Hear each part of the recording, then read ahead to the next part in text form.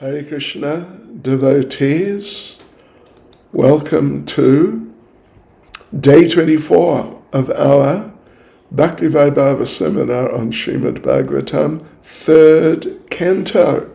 So we've just started the 9th chapter. We read through the verses of the first section. Chapters entitled Brahma's Prayers for Creative Energy. First section's from verse 1 to verse 25, and it is the actual prayers. Lord Brahma is speaking his prayers to Garbhodakshai Vishnu.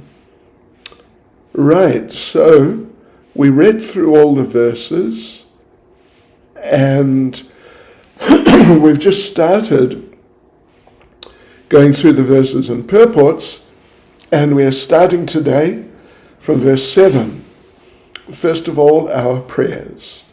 Nama Om Vishnupadaya Krishna Prestaya Bhutale Srimati Bhakti Vedanta Swaminiti Namane Namaste Saraswati Deve Gauravani Pracharne Nirvishesha Shunyavadi Paschatya Shatarne Sri Krishna Chaitanya Prabhu Nityananda Shri Advaita Gadadha Shivas Adi Gaura Bhaktavinda Hare Krishna Krishna Krishna Hare Hare Hare Rama Rama Rama Hare Hare Vanchkalpatrulupyascha Kripa Sindhupya Eva Cha Patitanam Pavanebhyo Vaishnavebhyo Namo Namaha. Okay, devotees. So we begin this morning from it's chapter 9, third canto, chapter 9, and we start with verse 7. So here's the verse. O my Lord, persons who are bereft of the all-auspicious performance of chanting and hearing about your transcendental activities are certainly unfortunate and are also bereft of good sense. They engage in inauspicious activities, enjoying sense gratification for a very little while. Okay. So there's a short purport here. So the next question, well, the previous verse was saying that materialistic people have lots of anxieties. Even though they may have wealth, good body, friends, but they're filled with anxiety. And just thinking in terms of I, me, and mine. So as long as they don't take shelter of the Lord, they're full of anxieties. So the question now is, why are people against chanting and hearing the glories of the Lord if it brings freedom from those anxieties? We just touched on the previous verse 6. And those people, ordinary materialistic people, they're just full of anxieties. If they don't have money, they're in anxiety about how to get it. If they have money, they're in anxiety about how not to lose it, and so on and so forth. If they don't have a partner for sex life, they're in anxiety how to get one. If they have one, they're in anxiety how not to lose the partner. It's just a way of life based on and full of anxieties. But actually, this verse 7 says that chanting and hearing is all auspicious. And people who are bereft of that wonderful, all auspicious chanting and hearing about the Lord's activities, they're very unfortunate. But not only that, they have no good sense. Oh, that's real serious misfortune, isn't it? Right, so why? And So why are the people against chanting and hearing if it brings freedom from all these anxieties? Prabhupada answers, the only answer to this question is that they're unfortunate because of supernatural control due to their offensive activities, which they've done simply for sense gratification. And of course, an important point, maybe not exactly mentioned here specifically, is that any activities people do for the sake, just for the sake of sense gratification, they are offensive. Yes, they're offensive. They're not just simply foolish or wrong, although they are foolish and they are wrong, but they're offenders. The activities are offensive to the Supreme Personality of Godhead, who's giving all the facility that they use. It should be used for the service of the Lord, but they use it for sense gratification. That's offensive. So, Prabhupada continues that the pure devotees take compassion on such people, and they act as missionaries and try to persuade these people to take to devotional service. And as we've seen, of course, all the years that preaching has been going on in ISKCON, at least in our own experience, that not everyone, and actually it's a minority, but when you really look at it, it's quite a lot of people. It's quite a lot of people get persuaded to take up devotional service, even though their way of life prior to meeting the devotees was offensive due to being absorbed in sense gratification. So Prabhupada concludes the purport, only by the grace of pure devotees can such unfortunate men be elevated to the position of transcendental service. Verse 8, O great actor, my Lord, all these poor creatures are constantly perplexed by hunger, thirst, severe cold, secretion and bile, attacked by coughing winter, blasting summer, rains, and many other disturbing elements, and overwhelmed by strong sex urges and indefatigable anger. I take pity on them, and I'm very much aggrieved for them. This, of course, is Lord Brahma speaking and expressing his own feelings about these unfortunate people who are in such anxiety and such difficult situations and circumstances. And it's interesting. He refers to them as poor creatures. I mean, of course, it does include the animals and other species. They're also perplexed by hunger, thirst, etc., as the verse says. But particularly, of course, most relevantly, the poor creatures are the humans.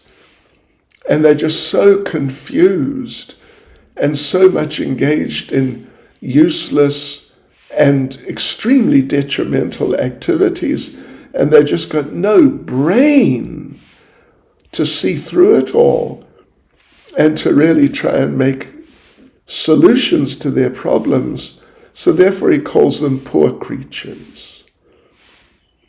So anyway, yes, Prabhupada here begins the purport by making the point that pure devotees, like Lord Brahma and those in his parampara, they're always unhappy to see the sufferings of the conditioned souls under the threefold miseries. But the problem, an aspect of the problem is they don't know how to get relief from them.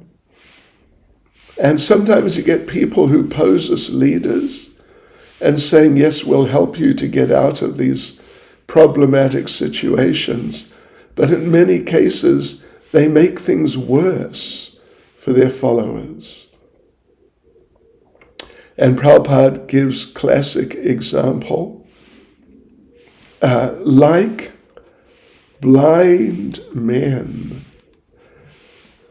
This is like a blind man's leading another blind man to fall into a ditch. So, the thing is, unless the devotees take pity on them and teach them the right path, or try to, their lives, Prabhupada says, these unfortunate people, their lives are hopeless failures. So true. And Prabhupada concludes the purport by saying, the devotees of the Lord who voluntarily take the responsibility of raising the foolish materialistic sense enjoyers are as confidential to the Lord as Lord Brahma. Yeah. So that means people like yourselves who are taking this Bhakti Vaibhava course. Yeah. You're very special because you're trying to help these just unfortunate people who otherwise their lives are just nothing but hopeless failures. Verse 9, O my Lord, the material miseries are without factual existence for the soul. Yet, as long as the conditioned soul sees the body as meant for sense enjoyment, he cannot get out of the entanglement of material miseries, being influenced by your external energy. Yes. So Prabhupada begins the purport here by saying that the whole problem, the whole trouble of the living entity in material life is he has an independent conception of life. Actually, he's always dependent on the Lord and the rules of the Lord, what you can do, what you can't do, both in material life, conditioned life, and independent, liberated life. But by the influence of Maya, the external energy, the conditioned soul thinks he's independent of the rules and circumstances of material existence. So really, the constitutional position of the living entity, Prabhupada says, is, of course, it's to serve the Lord, but here he expresses it. It's the same idea, but expressed differently, to dovetail himself with the desires of Krishna, which means to be the servant of Krishna. But while he doesn't do that, it's certain he'll be dragged on in the shackles of bondage in the material world. And Prabhupada quotes partially Bhagavad Gita 255 that one has to give up all of one's plans which have arisen from mental concoction. So that means all of your material plans. And Prabhupada concludes the purport by saying, the living entity has to dovetail himself with the supreme will. That will help him to get out of the entanglement of material existence. And verse 10, such non-devotees engage their senses in very troublesome and extensive work and they suffer insomnia at night because their intelligence constantly breaks their sleep with various mental speculations. Yeah, they're coming from their intelligence, but the problem is that their intelligence is just bewildered. So they don't come up with good ideas. The intelligence suddenly bursts through. What about this? Oh, we can do that. I'll do this and get it together. But they're all stupid ideas. And they just waste the people's life. So better to just sleep soundly and wake up refreshed in the morning. Such non-devotees engage their senses in very troublesome and extensive work, and they suffer insomnia at night because their intelligence constantly breaks their sleep with various mental speculations. They're frustrated in all their various plans by supernatural power. Even great sages, if they're against your transcendental topics, must rotate in this material world. So as stated in the immediate previous verse, people who don't have a taste for devotional service are busy in material engagements. In the daytime, hard physical labor, like in factories, where the owner is trying to find markets for the products, the laborers are working with huge mechanical arrangements. Yeah, in heavy industrial enterprises, Prabhupada says here, factory is another name for hell. So that's during the day. Then at night, they are involved in wine and women, and then they sleep. But it's very difficult for them to sleep because, as the verse says, their minds are disturbed by speculative plans. So therefore they suffer from insomnia, and sometimes they're sleepy in the morning due to lack of rest. So anyway, by supernatural power, even the great scientists and thinkers can't be successful, and therefore they rot in the material world, birth after birth. So, by supernatural power, even great scientists and thinkers can't be successful. And so they rot in the material world, birth after birth. What a situation. So yes, the scientists, the great scientist, makes discovery of atomic power for quick destruction of the world. What about quickly getting it into a wonderful state?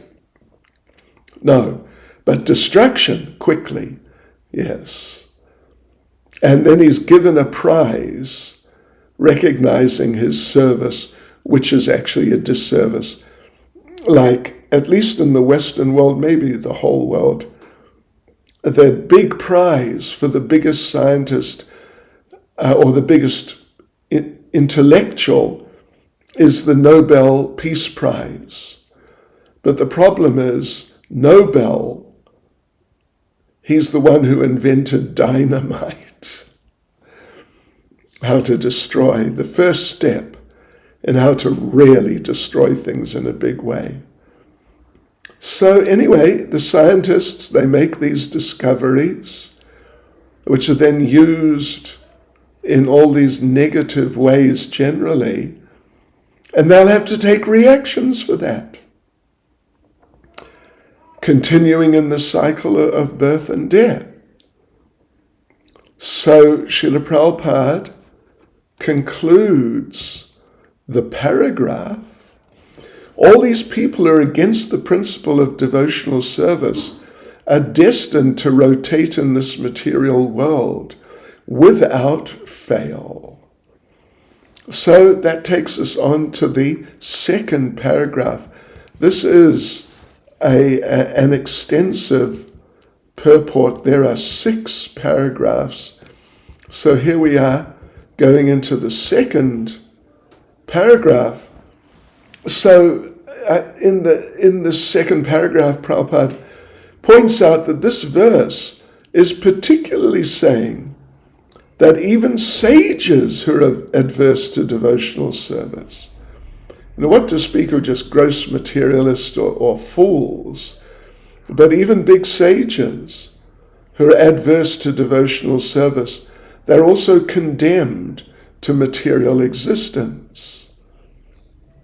And it's not only now, but in the past. There have been so many sages who've tried to manufacture their own processes without devotional service. Yeah. But anyway, the Lord is the leader of all living entities. No one's equal to him or greater than him. And even the impersonal feature is, and not just the impersonal feature, but the all-pervading localized feature. These are all under him. They're not on the same level as the Lord himself. Yes. So the point there is that there cannot be any religion or system of genuine philosophy for advancement of humanity without devotional service. So, in the next paragraph 3, Prabhupada talks about the impersonalists who, with great difficulty, try to approach the Brahmajyoti, the impersonal Brahman, but ultimately they glide down to the material world for another term of material existence. And Prabhupada quotes Bhagavatam 10.2.32 in this regard, talking about impersonalists who fall down. Bhagavatam 10.2.32, let me just read the translation, it's a very important verse. Persons who are falsely under the impression of being liberated without devotional service to the Lord, they may reach the goal of the Brahmajyoti, but because of their impure consciousness and for want of shelter in the Vaikuntha Lokas, such so-called liberated persons again fall down into material existence. The Sanskrit term is patantyada. They fall down again into material life because they don't really take shelter of the lotus feet of the Lord. Right, so on to the fourth paragraph. The point from the immediate previous 2 paragraphs, actually, paragraph 2 and this paragraph 3 we just looked at, the point is that therefore no one can manufacture a system of religion which is of any value. They're all just distractions from the real thing. So no one can manufacture a system of religion without devotional service. Prabhupada refers to the 6th canto, Dharamam tu sakshad bhagavat pranitam. He quotes the verse, in this 4th paragraph, that the initiator of religious principles is the Lord himself. He is the source. There's no other source. Of course, great devotees like Srila Prabhupada, who are tapped into, connected up to the source, they can take the religious principles from the source and give them and make thousands, millions of people Krishna conscious. But that's because they're connected to the source. So Prabhupada quotes these verses from the 6th canto, chapter 3, verses 19 to 21. Let's just read it. It's important and it's nice. The principles of religion are initiated by the Supreme Personality of Godhead and no one else, including the sage. And no one else, including the sages and demigods, can manufacture any such principles.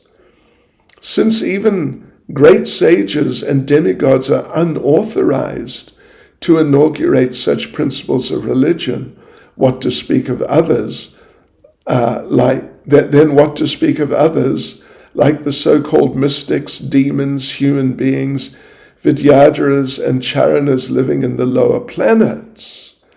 Then the verse lists out the 12 Mahajans, the 12 great traditional authorities of religion and ultimately devotional service. So 12 personalities: Brahma, Narada, Lord Shiva, Kumara, Kapila, Manu, Prahlad Maharaj, Janaka Maharaj, Bhishma, Bali, Shukadev Goswami, and Yamaraj. So these are the agents of the Lord, authorized to speak and propagate the principles of religion. So Prabhupada goes on to a 5th paragraph. It's quite an extensive purport, this, that the principles of religion, they're not there for all living entities, really. They're really just there for the human beings, the dogs and cats and lions and tigers. They can't avail themselves. They cannot utilize the principles of religion. They just don't. They're not equipped with the intelligence particularly. So Prabhupada makes the point that these principles are just for humans to come to the platform of morality. So these different principles, like Prabhupada mentions non-violence, etc., they're necessary for misguided people, because unless one is moral and non-violent, one can't understand religion. It's just a waste of time. But even having said that, even for those situated in morality and non-violence, it's hard to understand what is actually religion means. What is Krishna consciousness? And Prabhupada makes the point that this is confidential. It's very confidential, because as soon as one is conversant with real religion, one's liberated. Yes. So therefore, a conclusion is that if a person is not situated in devotional service, they shouldn't pose as religious leaders and mislead the innocent public. And Srila Prabhupada he quotes the Sanskrit of the Ishopanishad verse 12, which I'll just read the translation of it. Those who engaged in the worship of demigods enter into the darkest region of ignorance, and still more so do the worshippers of the impersonal absolute. Right, and on to paragraph 6, just after the Sanskrit, where the Sanskrit of Ishopanishad verse 12 is quoted there, Prabhupada makes the point that someone who's in ignorance of the principles of religion and therefore can't, how can he do anything religious? Such a person, even such a person, Prabhupada says, is far better than a person who misguides others in the name of religion without reference to the real principles of religion, which means without reference to devotional service. And Prabhupada concludes this lengthy purport by saying, such so-called leaders of religion are sure to be condemned by Brahma and other great authorities. Right. Okay, so verse 11. O my Lord, your devotees can see you through the ears by the process of bona fide hearing, and thus their hearts become cleansed, and you take your seat there.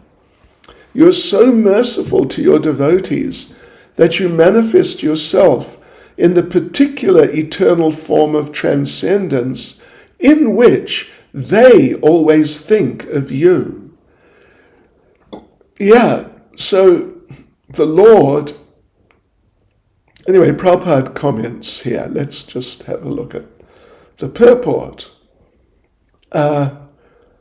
Prabhupada says, the fact that the Lord, as stated here, appears to the devotee in the form the devotee wants to worship him in, it indicates that the Lord becomes subordinate to the devotee.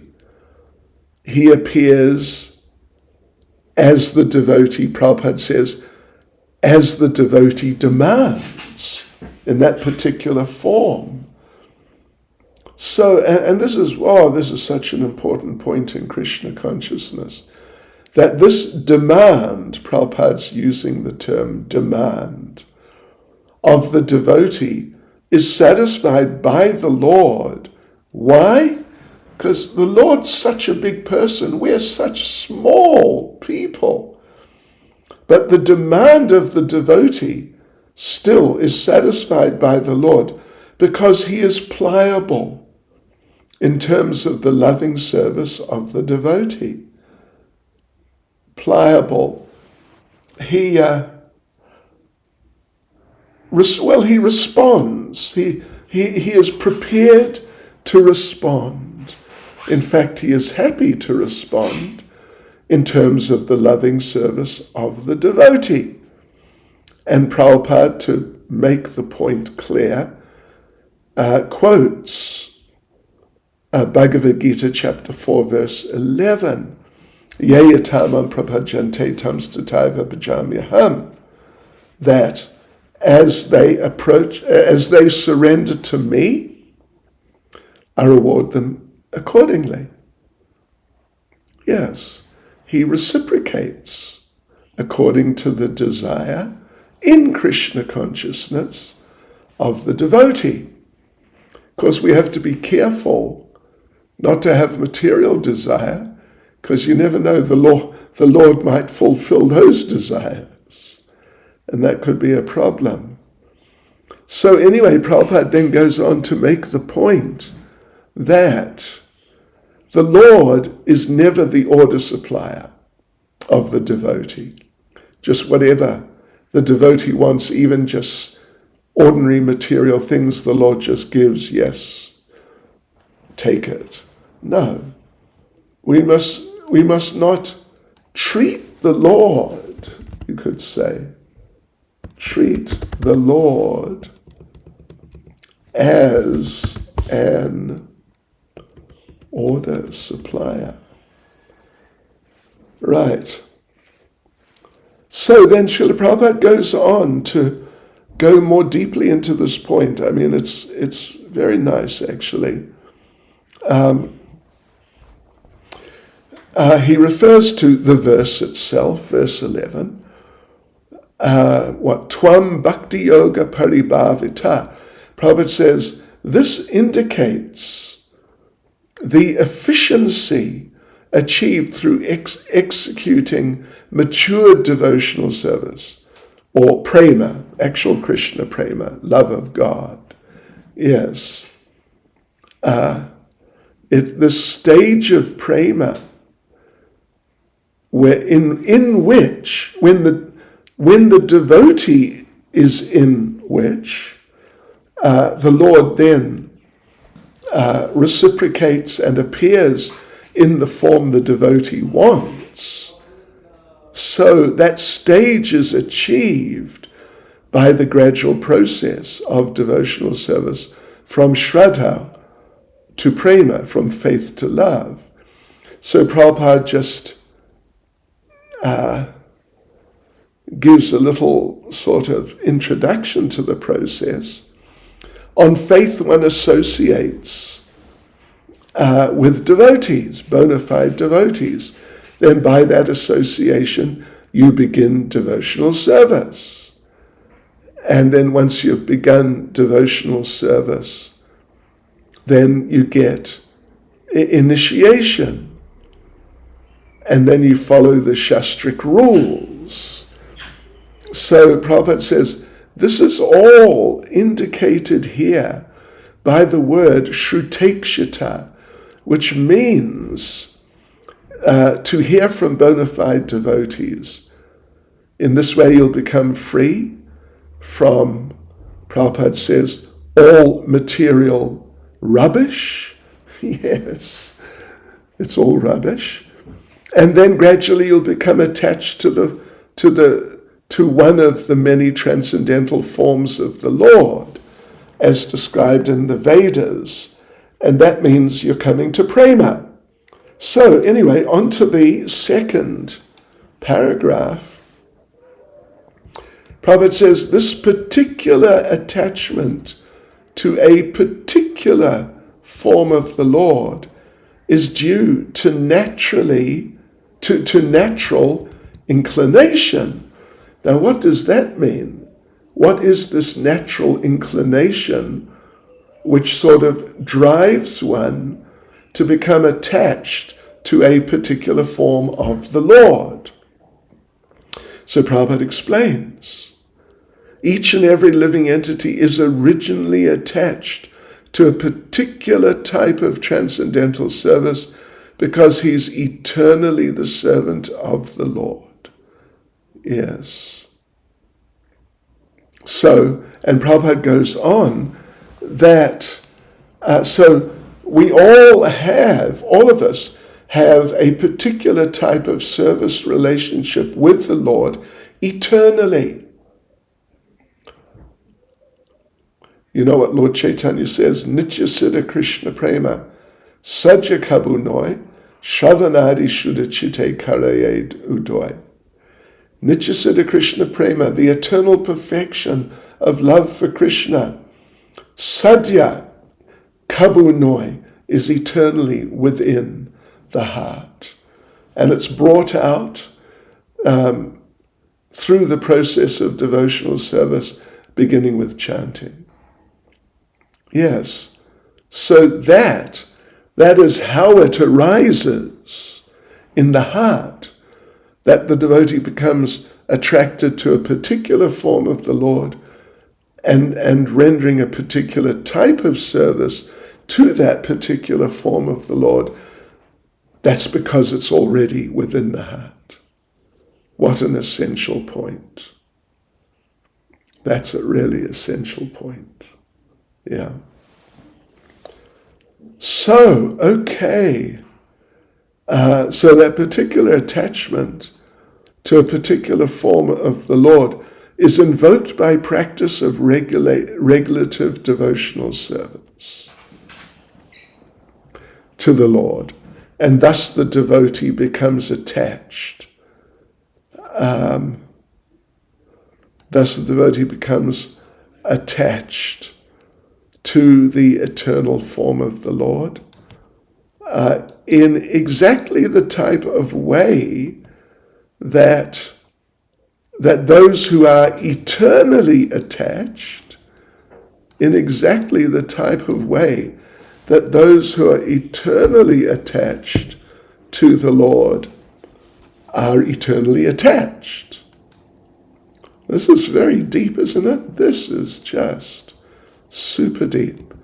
So this attachment for a particular form of the Lord is called Swarup Siddhi.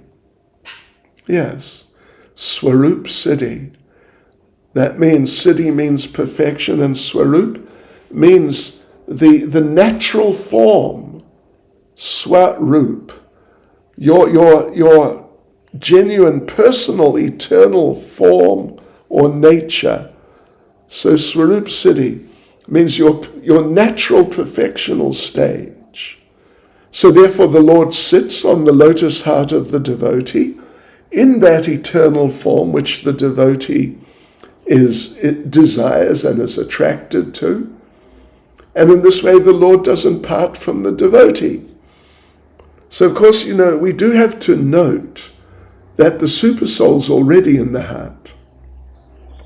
Here we're talking about devotees practicing Krishna consciousness and coming to perfection, even right from the very beginning stage of faith.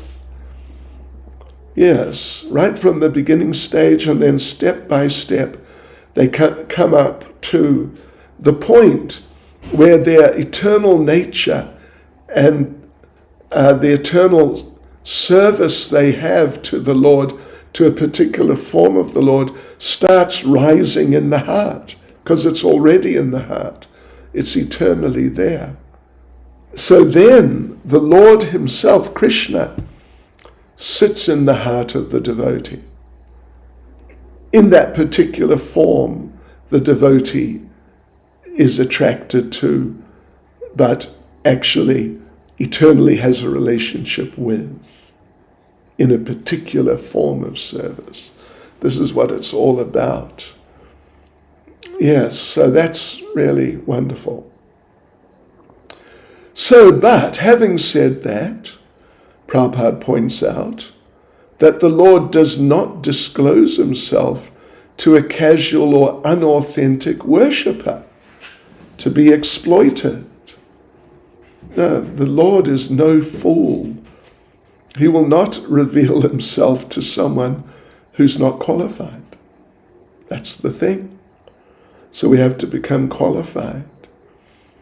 And just to establish the point that he doesn't disclose himself to a casual or unauthentic worshipper, Prabhupada refers to Bhagavad Gita 7.25, Naham Prakasha Sarvasya, Yogamaya Samavrata, that I'm never revealed to these nonsense, unqualified people.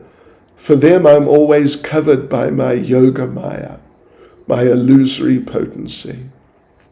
Yes.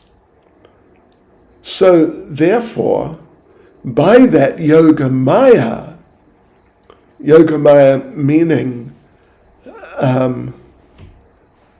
it's a form of illusion. Yes. So, by that yoga maya, that potency of illusion, Prabhupada says the Lord remains concealed to the non-devotees or even the casual devotees who are just trying to get sense gratification from whatever service they're doing or just from the Supreme Lord one way or the other. And also, he's never visible to the pseudo-devotees who worship demigods. Please remember that, devotees, particularly those of you who are from Hindu backgrounds. So Prabhupada gives the conclusion. The conclusion is that the Lord cannot become the order supplier of the pseudo-devotee. But He's always ready to respond to the desires of the pure devotees, pure unconditional devotee, who's free from all tinges of material infection. Right. And on to verse 12. My Lord, you are not very much satisfied by the worship of the demigods, who arrange for your worship very pompously with various paraphernalia, but are full of material hankerings. Yeah, the demigods may sometimes worship the Supreme Lord, but they are prone to be very materially contaminated, although they're devotees to one degree or another. So that contaminated worship they offer doesn't really please the Lord. Yes, so the verse continues, you are situated in everyone's heart as the super soul, just to show your causeless mercy, and you are the eternal well-wisher, but you are unavailable for the non-devotee. So, okay, let's see what Prabhupada says here. And it's another extensive purport, more or less. So first point, as we just said, the demigods are generally, or are, devotees. They're devotees. They're not demons. They're not non-devotees. They're devotees. But they're devotees who have desires for material opulence and sense gratification. So the Lord, he's kind to his devotees, even those who are kind of mixed up. So he's kind. He gives them material happiness more than they really want, certainly more than we can understand. But the problem is he's not satisfied with them because they're not pure devotees. So the Lord, as a father, he doesn't want any of his innumerable children to remain here to suffer birth, death, etc. And actually the demigods, if you really analyze the positions and the mentalities of the demigods, and even some devotees on this planet with us, many of them, they want to stay here as devotees and enjoy life by the mercy of the Lord. But in doing that, they're running the risk of fall down. And because they're risking that, the Lord is dissatisfied because they're not really embracing wholeheartedly the opportunity they have. They're sort of, in a sense, trying to use it or even abuse it, actually, so they can stay here and enjoy. Second paragraph, but when we talk about the pure devotees, as distinct from the demigod type devotees and others who they're not pure, they really have mixed interests. To please the Lord, that's there, but also to get some personal enjoyment, sense gratification, that's also there. So the pure devotees, they don't want that. Yeah. It's interesting. They're not desirous of any material enjoyment, Prabhupada says, nor are they averse to it. But rather they completely dovetail their desires with the desires of the Lord, and they do nothing on their personal account. And who's a good example of that from our literatures is Arjuna. He didn't want to fight, but after hearing Bhagavad Gita, He agreed to fight for the interest of the Lord. And so the Lord is very satisfied with the pure devotees because they don't act for sense gratification, but they're simply trying to do things for the pleasure of the Lord as he desires. So Prabhupada makes an interesting point. As Paramatma or Super Soul, the Lord is situated in everyone's heart, and he's always giving everyone the chance of good counsel. So what to make of that? Prabhupada says, thus everyone should take the opportunity and render transcendental loving service to him wholly and solely. Then there's a third paragraph. It's really extremely short. So the non-devotees, those who are actually just not devotees at all, they're different from the demigods who were discussed in the first paragraph of this purport, or the pure devotees who are discussed. We just discussed them now in the second paragraph. The non-devotees, they're simply averse, opposed to having a relationship with the Lord. They actually, what they've done, their position is such, they have revolted against the Lord. That's how we all got here, devotees. We are revolutionaries. But we have revolted against the Lord. And therefore, perpetually, at least until we wake up and change our ways and become devotees, but until then, we must perpetually undergo reactions. I mean, the non-devotees, for their activities.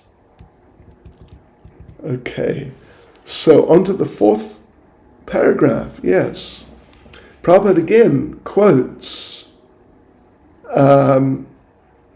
Bhagavad Gita chapter 4, verse 11. And Srila Prabhupada, he quotes half the Sanskrit, the first half, but then he gives a translation. It is not just, copied and pasted from our BBT Bhagavad Gitas. It's a paraphrasing in terms of the context to some degree. So this is how Prabhupada translates it. Although the Lord is equally kind to every living being, the living beings for their own part are able to please the Lord to either a greater or lesser extent. Sure, yeah. So anyway, now Prabhupada talks about two types of devotees. The demigods, we already, in the first paragraph, we already heard about the demigods. They are devotees, but they have material desires, and they would be happy to stay in this material world, being devotees, but also being able to fulfill material desires. So, therefore, Prabhupada says, the demigods are called sakama devotees, or devotees with material desires in mind. Sa means with, and kama means desire. Whereas the pure devotees are called nishkama devotees, because they have no desires for personal interests. Kama, this is K-A-M-A, not K-A-R-M-A, karma. Kama means desire. And nish, in this case, pure devotees are nishkama. Nish means with no desires for personal sense enjoyment. So these nishkama devotees, pure devotees, they are referred to as such, because they have no desires for their personal interests.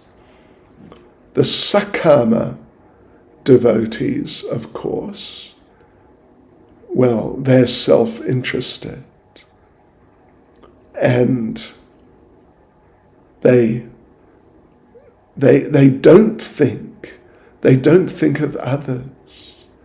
They just think of themselves, generally. I want this, I want that, I want so many things. Krishna, because they're devotees. They want these things from Krishna. So the Sakama devotees are self-interested because they do not think of others, and therefore they're not able to satisfy the Lord, at least not perfectly, as should be done, as needs to be done. But the pure devotees, they take accepting, understanding the desire of the Lord to deliver the fallen conditioned souls, they take that desire, they accept that desire as their own, delivering the non-devotees, and they take up missionary activities, missionary responsibility, Prabhupada says, to turn non-devotees into devotees. Therefore, they satisfy the Lord more than the demigods. So therefore the Lord, even though he's sitting within everyone's heart without exception, as well-wisher, as the super soul, but when it comes to the non-devotees, he is unmindful. He doesn't really think of them. He certainly doesn't get into it. Yeah. But what he does do, he gives them a chance to receive his mercy from the pure devotee missionaries. Yes. And even sometimes he comes himself to deliver, as he did as Lord Chaitanya, but generally speaking, it's the pure devotees who do this. And the people get the Lord Chaitanya's mercy through those great devotees. So, an interesting point, he's so satisfied, the Lord's so satisfied with the pure devotees, he wants to give them the credit for the missionary work. He could do it. Of course he could do it. We're talking about Lord Chaitanya. He was doing it. But, Prabhupada was asked, Lord Chaitanya, he came to deliver all the fallen souls, but he only did so in India. What about the rest of the world? What about delivering them? And Srila Prabhupada said, he left the rest of the world for me to deliver. Yes, so he gives the devotees credit and he arranges they get the credit. And this is a sign of his satisfaction with those nishkama devotees compared to the sakama devotees.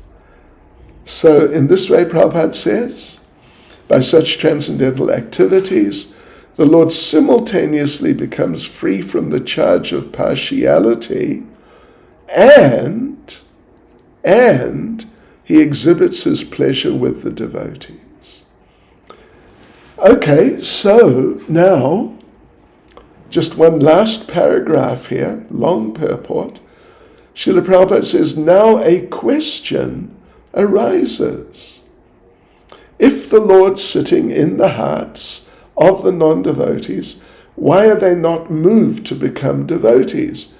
Why don't they get that inspiration? Hey, let's become devotees. And Prabhupada says the answer is that the stubborn non-devotees are like a barren field or alkaline field where no agricultural activities can be successful. Yeah. Not all fields, not all, pieces of ground, of earth have the richness to produce crops. Yeah. And so the hearts of these non-devotees are like that, like barren land. You can try and plant seeds, but they're just not going to sprout or grow. Yes. So, Srila Prabhupada continues that as parts and parcels of the Lord, we all have minute independence, and by misuse of it, the non-devotees commit offences to the Lord and to the pure devotees who are doing the missionary work.